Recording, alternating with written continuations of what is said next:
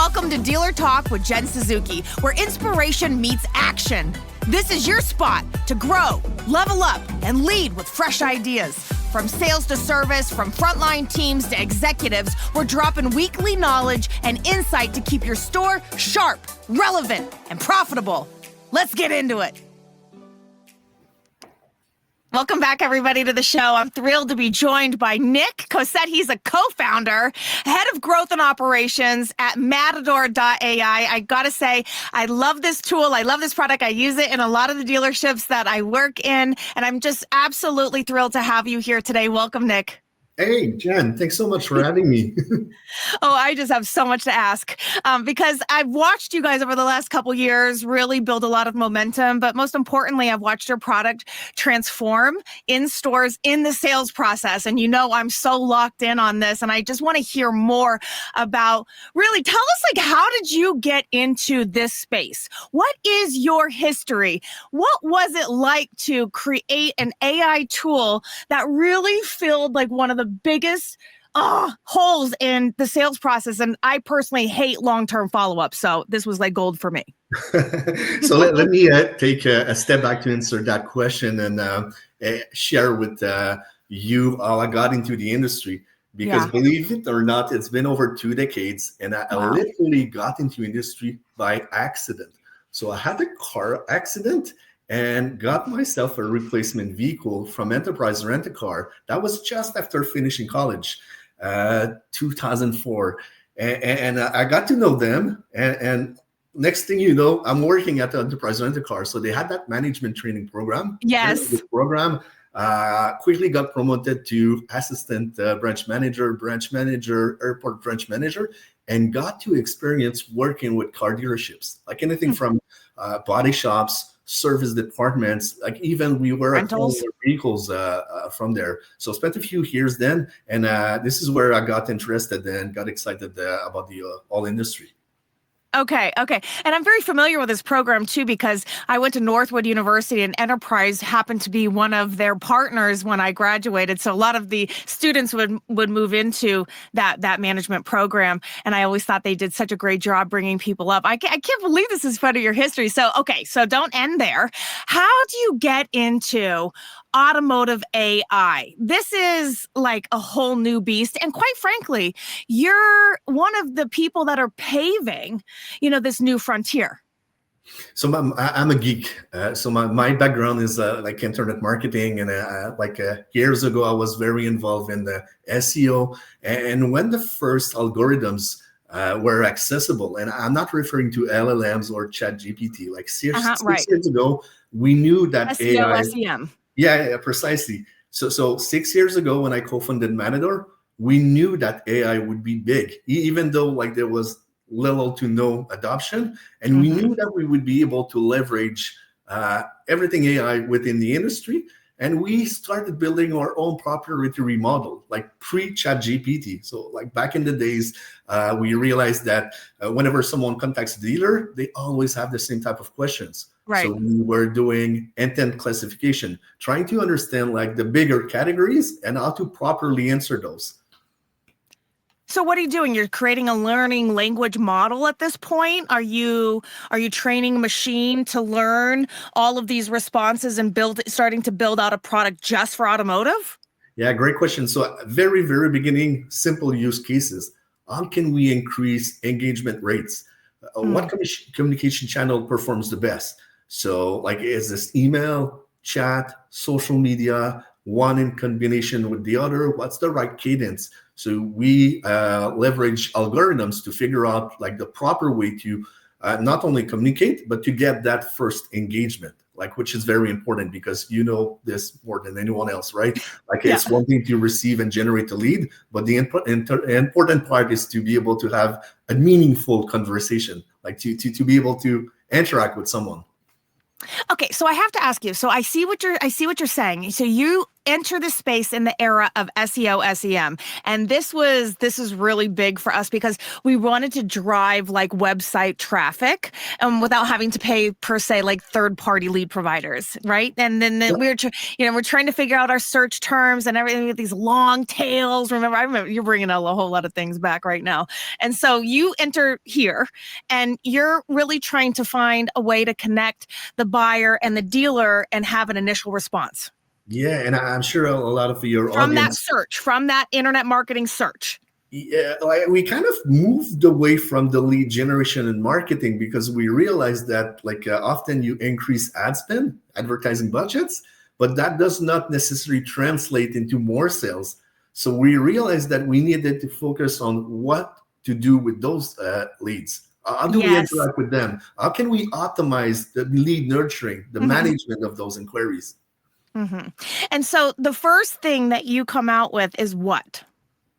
That's like being able to funnel everything via SMS. That was the very first thing that we tackled, and that worked very well because most of the CRM platforms were not great at doing this. So that was the very first use case that we launched. And on top of that, being able to trigger via AI some workflows. So let me give you an example. We use sentiment analysis. We know that the response to a request is positive or negative. Then we can decide to either create a new opportunity or loop in someone, like multiple scenarios. But like that was like 6 years ago. I love to hear like early product development because once it gets into the dealer's lap, everything does start to change, especially if you listen to your dealers. I want to get into that a little bit more, but I find this very fascinating because I'm right here with you in these moments where we start to see like autoresponders. But you're saying, your first entry is an SMS which is really a foundation. If you ask me about your product, I'm going to say that's a foundational element. That's a core feature in your product today. It's one of the things that I enjoy seeing how it works because you're right. Listen, the majority of the dealership's leads are going to be from online initiation and they roll into the dealer CRM. And listen, it's a dogfight out there. I say it all the time. You have 5 dealers clawing at the same customer. So in order to get a response quick enough and through text, which is ideal, this is almost every single person is going to respond on a text message versus a phone call or an email. That's like the worst. But so I love that you've targeted the SMS. And so now you start to get a workflow, a little ping pong action over here, right? Where does it go next? The next iteration would be to include artificial intelligence to be able to detect what are those questions. And in some cases, like those are very easy answers to handle. Can you believe that often people are asking about directions to the store, business hours, like things that we know, like what is the question? And we also have the proper answer to those questions. So why don't we leave the store decide if they would be comfortable to have like AI to respond to those questions? Yeah, and it doesn't need to be another call tying somebody up when they could be maybe building relationships and making more personalized connections instead of doing easy tasks like sending out links to the address. Yeah, you got it. And I do think that we have to start thinking about our business efficiencies a lot harder now as these technologies continue to evolve. And, I really appreciate people like you who do see things like you like a crystal ball, because you just can see what tech is available and you can project how this thing plays out and be there really in helping other business owners like yourself get their businesses and their teams to championship levels. And it all boils down to efficiencies and being able to please customers. And nobody wants to wait on hold for any amount of time. So for me, this is about great guest experiences. And at the same time, it's about making sure that our team members are in a mental headspace where they can get through this day and stay like in a positive frame of mind, because who the hell wants to follow up with a ghost, for months on end? We'll let the AI do that, kick in. Yep. So, okay. Tell me more about how you've built this product. So you get into this space, you are seeing some engagement with these techs. How do you get dealers feedback? How do you get dealers on board?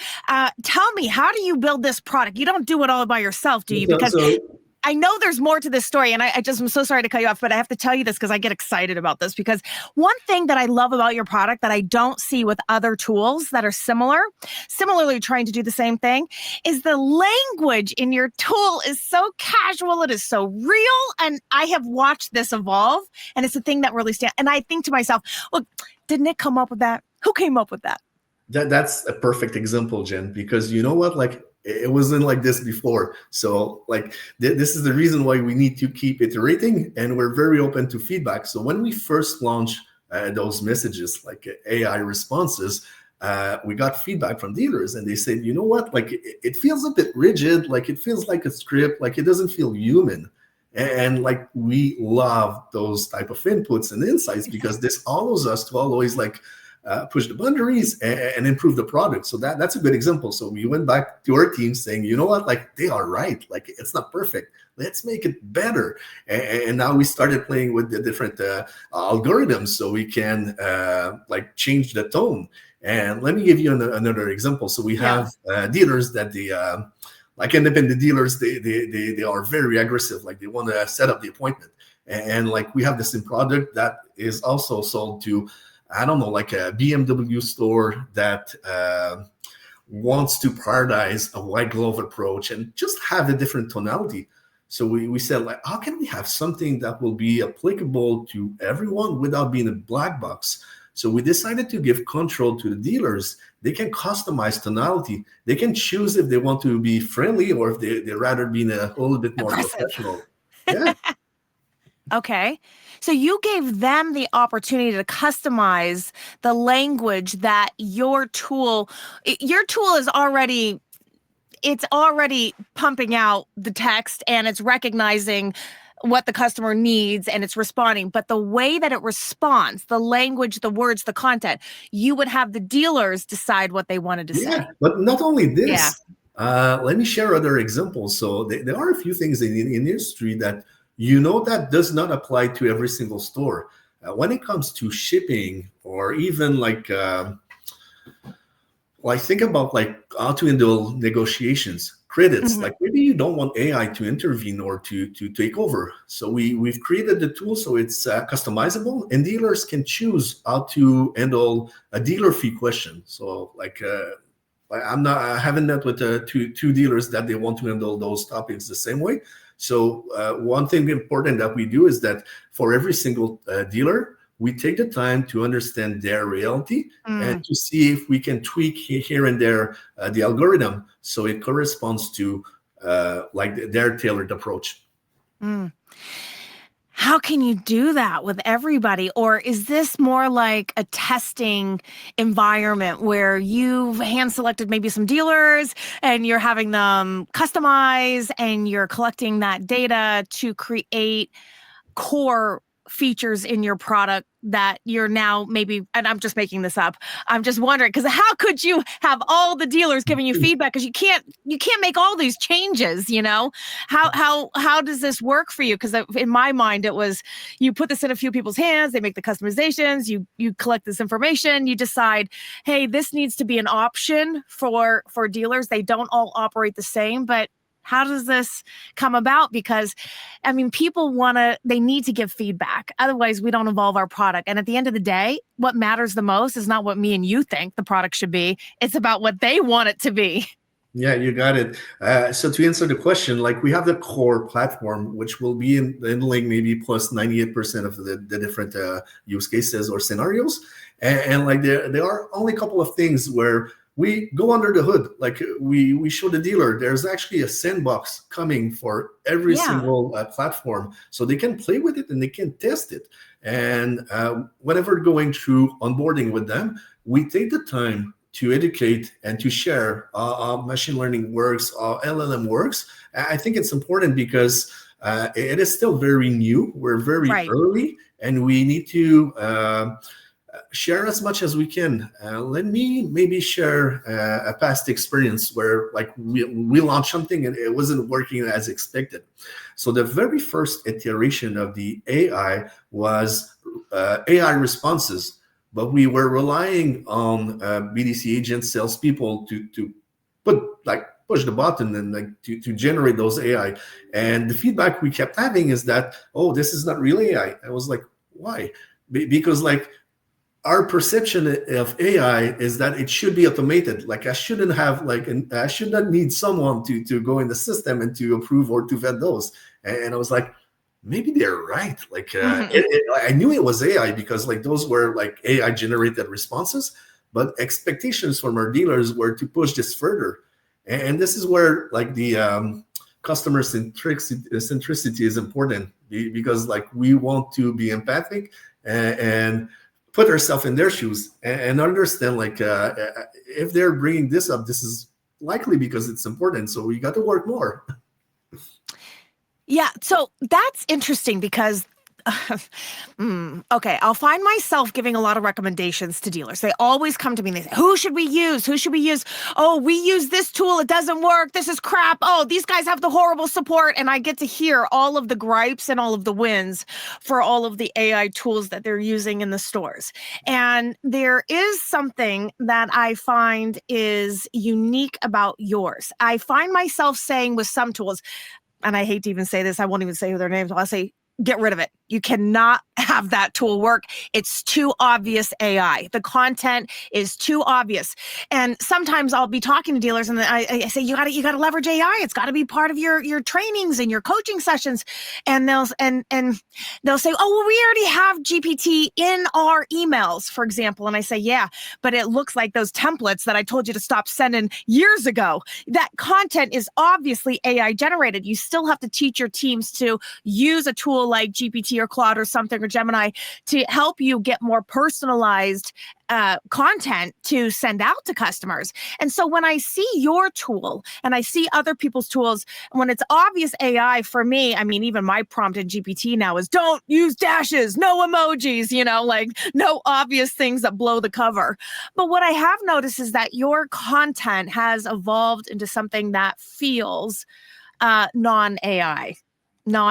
So kudos to you, because this is what gets me excited. I don't think that I ever want to sound too human, but on a voice first, but on a text, I want to sound as human as possible. I do think there's a difference between the two in attracting customers. And it's working because the customers come in and they ask for the named AI agent. Yeah, and that happens all the time, and it feels like this is the reality check when the dealer wakes up and say, "This is working." Right. Well, so you're getting your content to look more human, and that's strictly because your dealers are providing it. Is that what you're saying? Yeah, because like we care about making sure that it is tailored to what they like.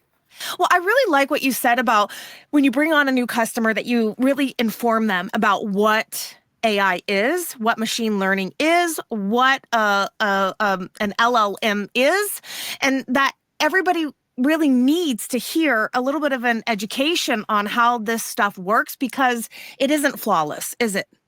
Yeah, you're right, and thanks for bringing that up, because it is not necessarily flawless. So we need to take a step back and to go under the hood and show around. And to be honest with you, it's not rocket science. It just takes like a couple of minutes to share and explain how things are working, and all of this, and then like they realize that they do have something to add or to say or to control over. So that's the fun part that begins. Well, let me ask you something. I think that when you set expectations about technology today, especially leveraging an AI tool, and I don't know how you do this, but with some tools, there's a component that has like an open AI, because some of the conversations we can't control. We don't know what customers are going to say. And oftentimes an open AI is going to give us a better response than, say, if we'd have plugged it in and it's only allowed to say this, that, or the other. We need flexibility. But that can also cause some challenges in the architecture, I'm sure, Yeah. in how it converses with people. And I think this is where sometimes dealers lack the knowledge, and we have to continue to educate as we learn along the way as well, that it's not flawless, it's not perfect, and this is how the tech works, and some of it isn't in your control. Can you talk a little about that? Yeah, absolutely. So we, in fact, needed to build our own firewall because when that got started, the number one issue was like hallucinations. Dealers were concerned, and they were right, because like it is difficult to rely on like a chat GPT or any of those chat GPT wrappers. So what we did is that back then we already had our own proprietary model. On top of that, we created a firewall. Think about a safety net, just so we can predict if there would be not like a possibility of one response being an hallucination, and we were routing those to real human, like human beings, like human in the loop, to refine that algorithm. So at the beginning, we had maybe like 8 people vetting and going through responses. But the good thing is that, like, because we were doing that, we ended up building a much more robust model where at some point we no longer needed to rely on human beings. But that was important because I'm sure you are well aware some companies had issues, like chat companies or other companies that were obviously leveraging ChatGPT, and the responses were like terrible. Could go rogue. Yeah. Mm-hmm. And that's what you mean by hallucinations. Sometimes it's not giving accurate information. And you are feeling that that was something that had to evolve in your product to get it to work for dealers. And I think that what happens is sometimes, and that's just one small example, but I think that when dealers know the expectations, it's a lot easier for them to use the tools and to also coach their team members, because the truth is that you can buy a shiny tool, but you can't just plug it in and think that it's going to do your job for you. We don't want it replacing people. We want it to reshape a role and magnify our human capabilities. But if you don't understand how the tech works or how to execute it or how to support it, because a lot of people will complain, they'll throw these products out the window because they don't know how it's supposed to work or what their role is in actually deploying it amongst their team members, right? And so if you were to think about your management, what do you want them to know, and how does this work effectively for them when they're bringing on a tool like Matador into their operations? I think the important thing, which is what you just mentioned, is that AI or Matador are not there to replace their team. So we want to empower them to identify redundant tasks, do the heavy lifting work. So it's very important that we position ourselves and that we act as augmenting what they do rather than taking over. So it's very like a collaborative approach, because the way that we build the system is that agents can also intervene in conversations. So it's a little bit like you were having your assistant. So it's not something like in parallels or a black box you don't have control over. So one thing that the team is very proud of is all those relationships with CRM partners. So we integrate with all those CRM companies. So it is very important that everything handled by the AI gets replicated as a note in the CRM. And whenever something relevant is happening, we also want to tag whoever is assigned to this opportunity. So the approach is different. We don't want anyone to feel that they might be losing their job, because at the end of the day, that's not the goal. The goal is to help them so they can concentrate on what humans do the best, like building rapport, entertaining conversations, meeting people, greeting people at the store. So those are added value tasks. Yeah, and I think that sometimes people get crapped out when a product doesn't work the way that they want it to work. And this is why I do think it's important for management to have the resources, say in a company like yours, that they can learn from on how this stuff is supposed to work. There isn't a flawless tool out there, ever, ever, ever, ever, ever. But I do find that dealers, when they don't understand, the tech itself, it's difficult for them to even explain it to the front line, who we want them to use it, give feedback, and make their lives better while leveraging it in their day-to-day. but this is what I'm asking is there some advice for management when they go into this and it's like this is a new shiny object. I don't even know what it is. I wonder how it can, how do you deploy it amongst your team to get people to recognize its capabilities and how it works for them, so that it's not, if it doesn't work the way that they want it to straight away, that they don't just toss in the towel and say, oh, this is crap, it doesn't work. So that whole AI adoption reminds me of what happened. That was maybe 15 years ago. I'm sure you were there back then when they rolled out the first websites, like dealer websites. So some dealers were leveraging marketplaces and their online presence, while others, like they took longer. And at some point, the OEMs came in with those programs, like compliancy programs, and they were promoting a compliant website because some, believe it or not, some dealers, like, it took a long time to adopt like the internet thing. So like it is very similar with AI. So some stores, some Agreed. dealer principals, general managers, dealer groups are like ahead of the curve. Like they want to experiment with it, whereas like others will wait. Like they want to make sure that there's something robust and proven, because there are not a ton of companies doing what we do. Like we've been doing this for close to 6 years now, so I don't believe that there are companies that have can say that they have like over a decade of experience. But some groups might be a little bit more comfortable operating with a company that has like plus 10 years of experiences. So going back to your question, number one, I would say openness from dealer principal general managers. But one thing very important is to have a champion, someone like from the sales team or BDC team that will be there on a day-to-day basis, because general managers, they want to have a good understanding of what's going on. They will be going in the platform, but not on a daily basis like a salesperson might be doing. Yeah. And I, when you're not inspecting it, when you're not overseeing it, sometimes the messaging can get lost without somebody flagging it and saying, hey, this part isn't working. And so you have to be ready to give feedback if something's not working the way that you want it to work. This is still new technology. But when you have a champion, I love this idea, you have expectations from the jump about what needs to happen. You have to oversee it. You have to be involved in it. And if it does not doing something you want it to do, you better say something.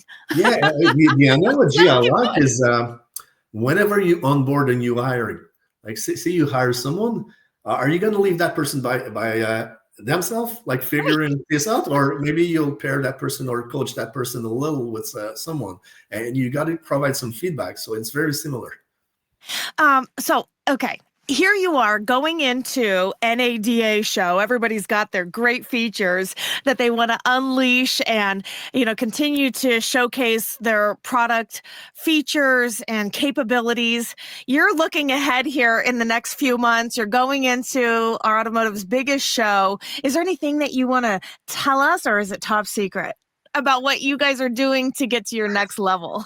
Yeah, since you're opening the door, we've been piloting Call AI capabilities. So to be able to answer phone calls, we've been doing this as a pilot for the past few months, and things are really, it's just impressive. So that's what we'll promote and push during the next NED event. Well, you're going to love this because I'm going to be speaking on voice AI. I'm a huge fan and advocate, and I think that's what you're talking about, is taking your text conversations to the phone. Yep. Yeah. And I've seen some AI companies doing outbound calls. You're talking about incoming. Are you talking about incoming sales calls? Yeah, as we speak, we're talking about inbound. Yeah, that's wonderful, because I don't think we've seen this thing emerge. So I'm not surprised to see you guys jumping in on this. I definitely hear people asking for it, and I don't know where to take them. So I can't wait to see what you guys come up with. What about outbound calls? We're also piloting. We're piloting this, so a couple of months on the roadmap. Okay. All right. Good. And right now, your full suite. The way that I always showcase this, and we can wrap up our conversation. I just want people that haven't experienced this type of AI in their own stores. Give us this breakdown synopsis of how you would describe your product and its capabilities at current form right now. Yeah, so like think about like a dealer that needs to properly manage and handle all of their leads and inquiries. Yeah. We will be there to nurture those and qualified on their behalf. Can you believe that? What's the stat? Maybe 30-40% of inquiries are coming outside of business hours. So Yes. like Matador will almost be your safety net, making sure that you're not losing any opportunities because often people are shopping online. They will be reaching out to multiple stores at the same time. And you know better than anyone else that like if you can get back to them with the relevant information in a timely manner, you increases your chances to build that engagement. And this is what Matador is all about, like making sure that those leads are not falling through the cracks. So quick responses, text. What about email? Email as well as social media. So we have Facebook integration, Instagram DM integrations. Still very important to have the whole ecosystem available if someone prefers to use email over SMS. Yeah, exactly. That's what I always say. And so you're able to absorb the conversation that's being launched by the customer and quickly respond in a very human way and really continue to keep those conversations going, particularly after hours, or sometimes the dealerships don't have all the staffing that allows them to give proper attention to customers. So it's not just about selling appointments or keeping customers engaged or flooding our showroom with appointments. But for me, it's all about that guest experience. I never want to leave people hanging, and you're never going to when you have an AI tool that's got your back. Well said. Just gonna sell your product for you. No, You got your I use a lot of the tools out there, and anyway, this has been a really awesome conversation, Nick. You've given us a pretty good rundown here of how this thing was born and how it continues to be reshaped by dealers, and how we can use AI to accelerate our contacts, be right there when we need to be. Because when your competitors drop the ball and you got some AI, with your, got your back, safeguarding, you're going to win. You're going to win. You're going to outdo your competitors. And anyways, I really enjoyed this conversation a lot. I think it's very informative, super helpful. And I can't wait to have you on again and talk about your next initiatives here. I love the voice AI. I definitely think we're going to see that thing pop. Anything else that you can project? Because we know you got that crystal ball, Nick, as far as what evolves in automotive AI this coming year. Everything is accelerating. So don't be late to the game because this is happening now. To your question, what we'll be doing next is to factor in all the context of those conversations. So as we speak, the lead itself still the main currency, like between lead providers, dealers, so on and so forth, even OEMs. Now, like we need to look into conversations and context rather than like the lead as per se. So we'll see a big shift in the next few years where it's going to be more important to know about Jen and her journey rather than the number of leads that Jen submitted. So this is going to be the more next tailored shift. Yeah. Yeah. I'm with you. This is great. Well, thank you so much for your time. Congrats on all of your hard work paying off. Everybody always thinks that these things are so easy when they see these tools, but I know there's just an exhausting amount of work. You have to love what you're doing, and you have to love automotive, and you have to love the people that you're supporting in order to pull stuff like this off. So great to meet you. It takes a village. I want to take a moment to say thanks to my team, but also to all of the dealers that contributed to our success. We just surpassed like 1,000 rooftop milestone, and a lot of them contributed by sharing feedback and relevant input. So thanks. Yeah, I think that's really well said because, not every dealer out there wants to be part of this progress. And when they do, it does require a little extra time to give feedback, to really think about what you need and at the end of the day, what you're saying is we want dealers to give us feedback. We want to reshape the product so that it works for you. Mm-hmm. Yeah, you guys are doing great things. Thanks, Nick. Thank you so much for having me today, Jen. It was a pleasure. All mine. Bye. Thanks, everyone, for listening to Dealer Talk with Jen Suzuki. Don't forget, my weekly live classes are designed to keep your team fired up, skilled up, and focused on results. Subscribe right now at edealersolutions.com. See ya!